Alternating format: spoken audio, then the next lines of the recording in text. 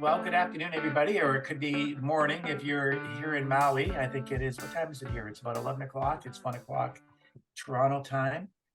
Before we introduce our guest today, I'm going to apologize because I know this podcast is called Snowbirds Expat Radio Podcast, but we seem to be dealing with a lot of expat topics these days, and today will be an expat. We'll be covering expat concerns again when Americans move to Canada. But I have to tell you that in the next couple of weeks, we have David Lazan coming on, and he's an estate lawyer. And Karlene, you're going to enjoy this. He's an estate lawyer out of Buffalo, and he covers all those snowbirds that have homes in the States and how those homes should be held and what trust. And of course, the big concern out there right now is making sure you have a power of attorney in the state where you live, because if you're Canadian and you're from BC or you're from Toronto, your power of attorney will not give you power to act on that person's behalf. So enough about David and his firm, which is Barclay Damon. Today we're going to be talking to Karlene, and she's from Toronto. Welcome to the show, and tell us more about yourself and your professional history. So much, Gerry. It's such a pleasure to be here. You know, Gerry, I actually got into cross-border taxation a little bit by accident. I've lived in 5 different countries, so this is something I do, but it's something that I've experienced in real life as well.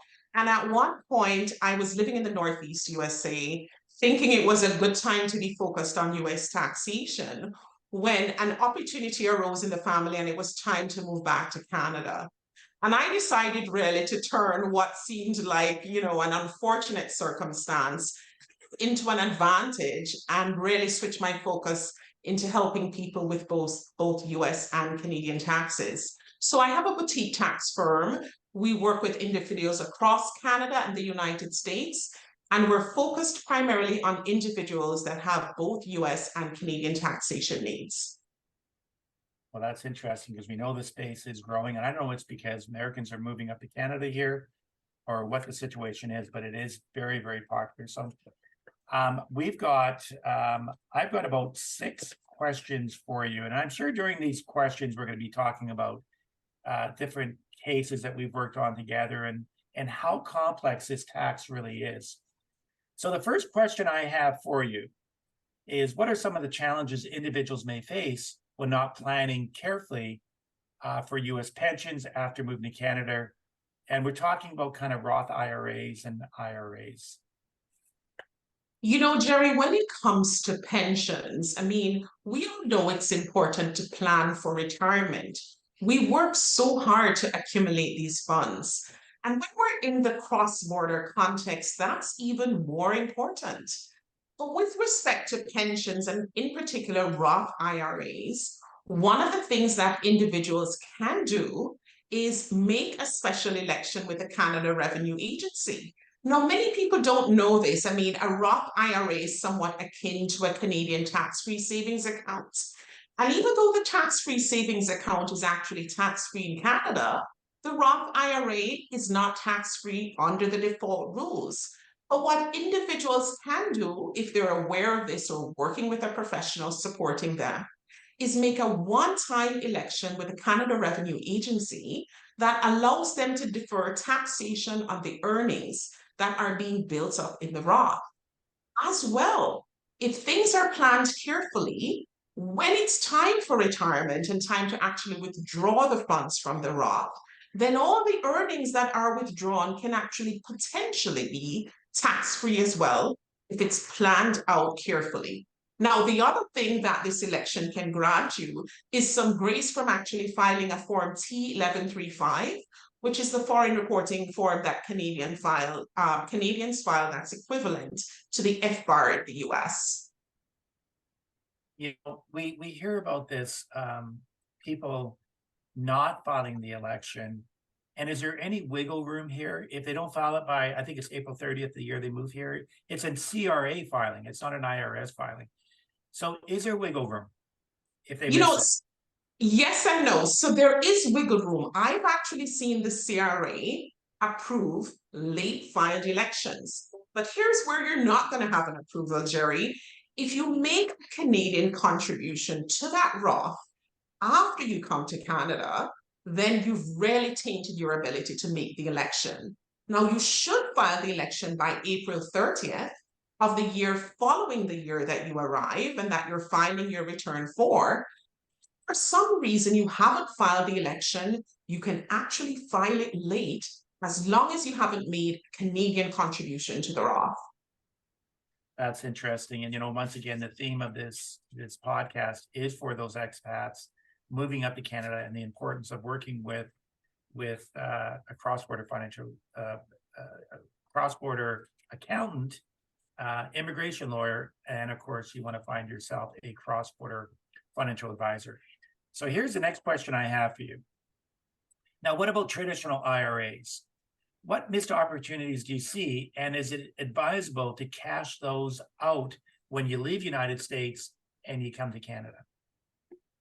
The thing with the traditional IRA, it's a little bit different from the Roth in that under the default rules, there's protection under the Canada-US tax treaty. So what that means is there's no taxation on the traditional IRA until you actually withdraw funds from it. But Gerry, I have to ask you this question, if I may. Would you prefer paying taxes on the earnings in your traditional IRA based on your effective rate, which could potentially be upwards of 50%? Would you prefer paying a zero rate, Gerry? Well, I know the answer to the question is that I should be working with a good cross-border accountant and a good cross-border financial advisor, and I would ask for advice. Okay. Yeah. So, Gerry, I think we know what the answer is to that question. What I'm trying to get at here is that with a Roth IRA, it's possible that when the earnings are actually withdrawn, if certain criteria are met, you can actually withdraw the funds at a zero tax rate. This ability does not exist with a traditional IRA. Now, many expats are sort of above the AGI threshold for actually contributing to a Roth IRA. But here's what can be done. If before you actually move to Canada, you do what's called a backdoor strategy, where you take the backdoor into the Roth, and then you come into Canada and combine that with the election and some careful planning through retirement, then you can have some retirement funds coming to you at 0% rather than potentially a 50% or more effective tax rate. And Gerry, what I see generally is there are two buckets of people. There are those who are willing to pay for a bit of advice up front and save lots of money in the future, and those who are just a little bit hesitant, but they actually pay more potentially over time. I've said for years that the money is made in the planning. You have your investment accounts, and there's always going to be performance, and there's always going to be all kinds of craziness going on in the world, but the money is made on the planning side for a lot of individuals, and we can't stress that enough. It's very interesting. I've also said that the United States is so much more creative. Like, there's no such thing as a backdoor TFSA. Yes. So I do love what the Americans, and I get to experience a lot of the U.S. Vancouver's our residence, but we also live in Maui as well. And now that we are on a E2 visa, it really does open your eyes to all the planning about state tax, which is also another layer that you have to be careful with. So here's my third question for you here. You've touched on pensions, but what about regular brokerage accounts? What challenges may individuals face from not planning carefully for investments in regular brokerage accounts? I'm not sure. So, Gerry, I think one of the common things we see there, individuals aren't working with someone like you, a dual licensed financial professional, is that they may have a surprise letter, a letter from their financial institution that basically says, you need to liquidate your funds because you're no longer resident in the United States, not licensed to serve people who actually live in Canada. And that can actually put people in a little bit of a tricky situation where large amounts of funds are liquidated within a short period of time without careful planning. And that's not an ideal situation to be in. Excuse me. And I think the issue is that these American financial planners, advisors, they have these relationships with these people. And sadly, they know they can't work with that person, but they are saying, use your mother's address, use your brother's address, use your uncle's address. And in theory, I guess you haven't really exited the country correctly, because you do have to pay money on those non-registered accounts in Canada. You got to pay tax in Canada. So sadly, there's very few financial advisors great financial advisors in Canada, great financial advisors in the United States, but this cross-border space, there's very few advisors that are duly licensed and also have the experience is the big thing, because it's so complex. So the other question that really has come up a lot is, I think we've had calls from yourself as well, is that these Americans move to Canada, they meet a great financial advisor on the Canadian side, and they sell them Canadian mutual funds. And the term the little issue we're dealing with is called PFIC, or Passive Foreign Investment Company. So fill us in, how often does this occur, and what should these people be doing to avoid it? You know, Gerry, this is something I see quite a bit. Americans move to Canada, they open up tax-free savings accounts, they purchase mutual funds and ETFs for their own investment. And you know, that may be a very good Canadian-only strategy, but not so much in the cross-border context. And the reason is this: mutual funds and ETFs can trigger what you refer to as PFIC reporting. PFIC stands for Passive Foreign Investment Company Reporting, and the reporting is complex. In fact, the IRS says on their website that they estimate that filing one of these forms can take you over 22 hours just to fill out. And the added twist to this, Gerry, is that you have to file a form for each mutual fund or ETF that you hold on the Canadian side. So that means you can be invested in, let's say, 10 funds worth $80, and you have to file 10 Form 862s. And what is actually a little bit painful as a tax professional is that sometimes the fees that you charge to prepare these forms, because of how much time they take, because of the complexity, are actually more than individuals actually make from the funds. And so really, it doesn't make sense. But if this is something that's planned for carefully, and certainly individuals that we work with who plan with us ahead of time, and Gerry, I'm sure that this is something that you would do as well. You know, if they're working with someone strategically to plan, we're going to advise them not to get into this situation. Well, and this is what we're coming across. I mean, we've done lunch and learns for different investment firms that do not have cross-border services available. And sadly, a big part of that presentation is a discussion around these advisors saying, oh, don't worry about it. The fund can file a QEF and it makes it easy for accountants to file it. It's not true. Avoid it. It's so easy to avoid this. And we had this other, and these are really bright advisors. They're well educated. They've got their university degrees. They've got all their, their CFPs, their CFAs, you name it. They've got all the designations. But they continue to say, well, we've got a solution. We now have a fund of funds. You know, Gerry, sorry, go ahead. No, you go ahead. No, I mean, I think it's easy to say when you're not actually preparing the return or paying for the professional to actually prepare the return. I mean, I really see the grief sometimes on people's faces when they come to the realization, if they had only had a different plan, a different strategy in place before the end of the taxation year, before the move to, you know, Canada or the US, then they would be in a much different situation. And when you say it's an easy solution, Americans, non-registered accounts do not own Canadian mutual funds. It was not designed for an American person. bottom line. So there's great solutions. You can buy individual bonds, you can buy individual securities, you can buy US, if you got US dollars, you can buy US ETFs on the major US exchanges. It can be avoided. And Absolutely. and sadly, if the Canadian advisors can't figure it out, that's okay. I mean, that's how you've introduced clients to us. So we do appreciate it. And one of the biggest problems that we're seeing out there right now, we have an American person marries a Canadian and they have a family home and they put the American on the principal residence. Explain the problems that the Americans don't get regarding principal residences.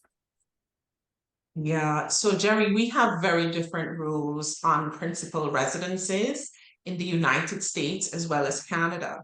So on the US end, if you're a single filer, if you have a capital gain on your principal residence, there's an exclusion that you can access of up to $250,000 if you're a single filer. If you're married filing a joint return, then it scoots up to $500,000 as long as you meet the ownership and the use test. But here's the challenge, especially in areas such as, Vancouver, I think, where you have an office. If you've actually had gains that way exceed this exclusion amount, it could be an issue. So you could wind up living in Canada where those gains are actually 100% excluded on your return.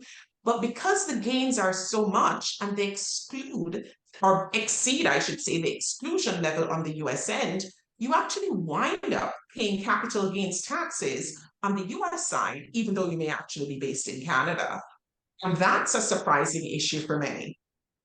Now, so how does that work on a filing? So on the Canadian side, there is no tax. When you file your Canadian tax return, it's a principal residence, but it's when they actually apply that capital gains on the US. Is that correct? Absolutely. Absolutely. Okay. Well, that's got to be one of the biggest things that we come across, and it's so hard to fix, because as soon as you do something with that title, doesn't that trigger a capital gains in the United States? It can, but you can plan for this carefully. Okay. So if you know your exclusion is only up to $500,000, then what potential solution is that before you actually get to that threshold? Maybe you move to another house. Or maybe you're careful who actually goes on the title, right? Because the taxation is going to impact the legal holder of the asset. So one of the things that you can do is actually plan for owns what type of asset based on the tax impact that's expected. Okay, that's interesting. So once again, a lot of these questions that we've asked you today, it's so important to have a cross-border accountant working on your behalf. And I think, what is the big hesitation why people do they try and do this stuff themselves? Does it really come down to the fees? Like, what discourages them from working with a cross-border accountant? Gerry, I think part of it is fees, and part of it may just be a lack of knowledge. I mean, who would think of things like backdoor Roths and PFICs and all these complicated situations, right? People just don't understand that they exist. They don't understand that there's a professional out there that can add value to them, that can save them lots of money over time. So I do think part of it is just a lack of knowledge, Gerry. The whole purpose of, yes, I am a financial advisor in the rural world, but I've always said that the reason why we created the Snowbird US Day Tracker and the Canada Physical Presence Tracker was to really become educational. It is set up as an outside business activity. We're filed with IROC. We filed it with FINRA as well in the States. And really, we're just here to provide people with great education. At the same time, introduce those people looking for the answers to the questions, work with across Canada and the United States, which includes yourself. So that is our number one purpose of this Snowbird US Day Tracker or this Snowbird Expat Radio podcast, is just to help people and put them and I guess the point is I've always explained this service.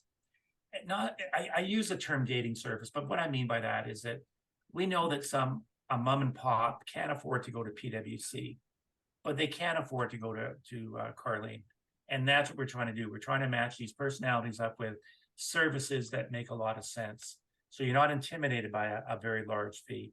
Now, if you own multiple corporations and you need that expertise, and you've got businesses in Canada, United States, KPMG, and I know you have a history with KPMG as well, and PwC, they serve those clients very, very well. But there is a part of the market that we want to make sure that they get to know people like yourself. And that is our sole purpose of what we try and do here at Snowbirds Expat Radio Podcast. Yeah, thanks so much, Gerry. And I mean, I think I have to echo your sentiments in terms of coming at things from a point of service. Those who meet with us, we really, really deal with them from a point of service. Those who plan with us ahead of time are going to get all the tips that they need in order to avoid certain tax traps. And we really encourage it. We don't really hide secrets per se. You know, and on that note, I've always said the world is small, be kind to all. So, Karlene, thank you very much for being part of the show, and we appreciate the great work that you do for your clients, and we've really enjoyed getting to know you over the years. So thank you for your time. Thanks for having me, Gerry. It's a pleasure.